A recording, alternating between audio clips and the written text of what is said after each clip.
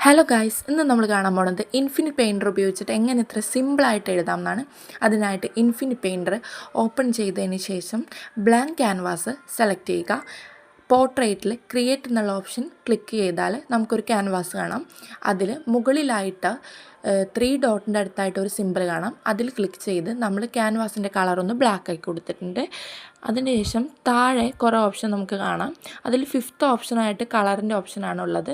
അതിൽ കളറ് നമ്മൾ ഏത് കളറിലാണോ എഴുതാൻ ഉദ്ദേശിക്കുന്നത് ആ കളറാക്കി കൊടുക്കാം. ഞാനിപ്പോൾ ഇവിടെ യെല്ലോ സെലക്ട് ചെയ്തിട്ടുണ്ട്. ആ റോയിൽ തന്നെ നമുക്ക് ഫസ്റ്റിൽ ഒരു ബ്രഷിൻ്റെ ഐക്കൺ കൊടുത്തിരിക്കുന്നത് കാണാം. അത് സെലക്ട് ചെയ്ത് കാലിഗ്രഫിയിൽ നമുക്ക് കുറേ ബ്രഷസ് ഇവിടെ അവൈലബിൾ ആണ്. ഞാനിപ്പോൾ ഇവിടെ സ്പ്ലിറ്റ് നിബ് എന്നൊരു ബ്രഷാണ് സെലക്ട് ചെയ്തിരിക്കുന്നത്. അതുപയോഗിച്ച് ഞാനൊന്ന് എഴുതി നോക്കുകയാണ്.